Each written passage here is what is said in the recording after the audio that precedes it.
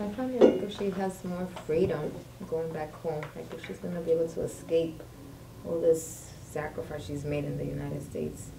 Okay. So going back is going to be a good decision. Yeah, which is Yeah. ironic because the United States is supposed to be the land of freedom and opportunities. And for her, But at that point, Puerto Rico is in part of the U.S. too, Yeah. right? So by then, it's already. We haven't really talked much about what's going on in Puerto Rico at that time.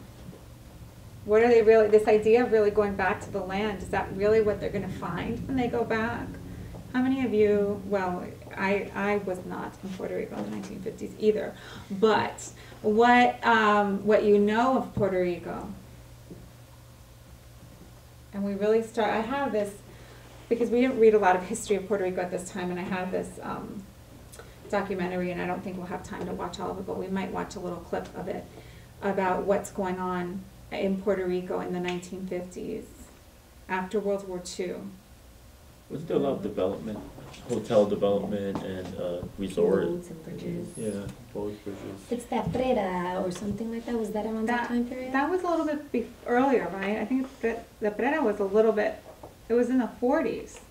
Right after Operation Bootstrap. Right before Operation Bootstrap. Right before. So it's really Operation Bootstrap is what's going on, right after World War II.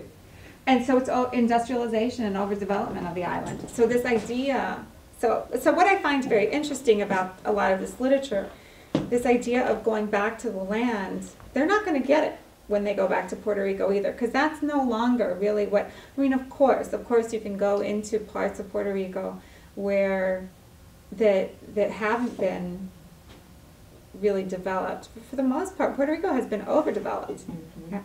So this myth of going back to the land, it's not going to happen when they get back to Puerto Rico.